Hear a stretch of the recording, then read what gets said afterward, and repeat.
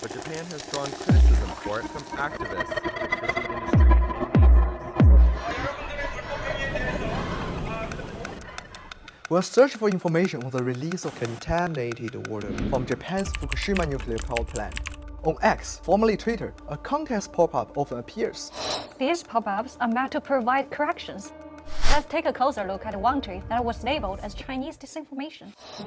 Here's a tweet explaining the difference between standard wastewater released from a nuclear plant and the water being released from Fukushima plant, where the reactor went into meltdown.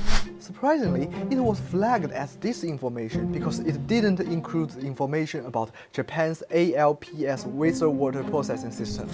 But is it really wrong? You might share my confusion when I first encountered the context pop-up, which typically corrects information. But in this case, there is no error.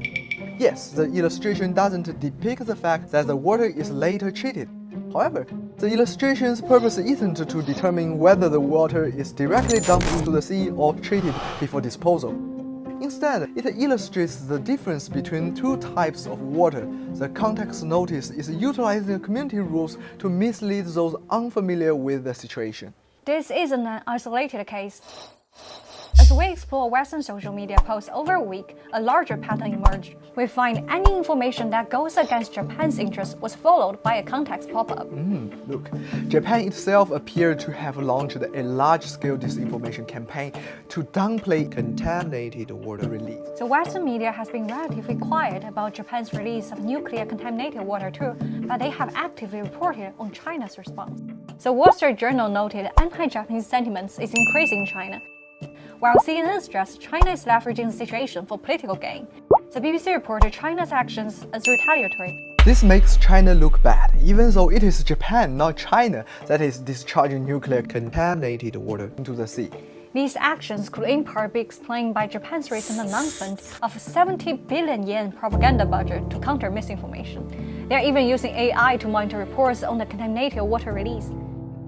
Notably, this budget is nearly 20 times greater than the budget allocated for the actual ocean discharge. That's why you should be very careful when reading information about Japan's discharge.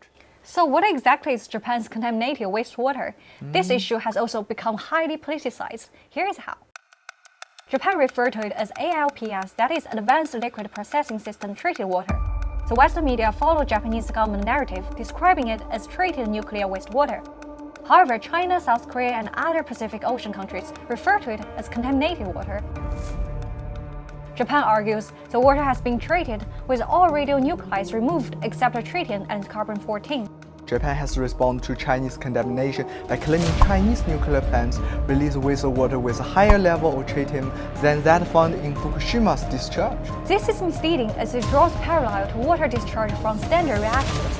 But the reality is more complex, considering the water in Fukushima has come into direct contact with reactor cores that have melted down. So, who is truly politicizing Japan's release of contaminated water? Subsequently, the Japanese government has shifted focus by targeting China. How? By portraying China as the antagonist. The Japanese embassy in China has protested against China's aggressive move to ban Japanese aquatic products, and it claims Japanese restaurants are being harassed by Chinese entities. However, what you might see in the Western media fails to mention the harassing calls originated from Japan directed at the Chinese embassy and citizens. Read this. In written response, the Chinese embassy in Japan told us, following Japan's release of contaminated water into the sea, their work phone lines and even personal numbers of embassy staff have been flooded with harassing calls from Japan. Their fax machines are overflowing with letters carrying seriously radical content. Some right-wing groups are stirring up trouble at embassy's entrance, disrupting the embassy's day-to-day operations. What's more crucial is the root cause. China's anger stems from Japan's disposal of contaminated wastewater into the sea. Interestingly, this isn't the first time nuclear waste has been dumped into the ocean.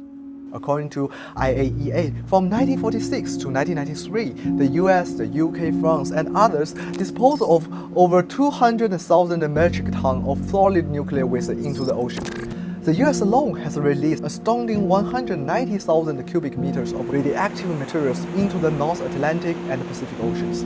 Furthermore, this doesn't account for the pollution resulting from the 67 nuclear tests conducted by the US in the Marshall Islands between 1949 to 1958. Historically, Japan has been a victim. Japan is the only country who in wartime has suffered from the dropping of nuclear bombs. In 1953, the discharge of wastewater from a chemical plant in the town of Suyu contaminated fish, and more than 900 people died. A further 2 million suffered health problems from eating fish contaminated with mercury. In 1993, Japan, with the help of the US, forced Russia to stop discharging radioactive waste into the sea from scrap nuclear submarines.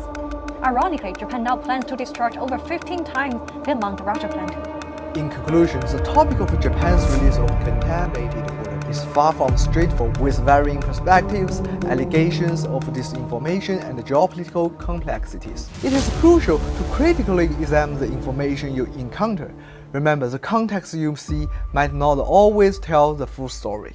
That's it for today's exploration. If you find this video informative, don't forget to like, share, and subscribe. And as always, keep asking questions and seeking truth.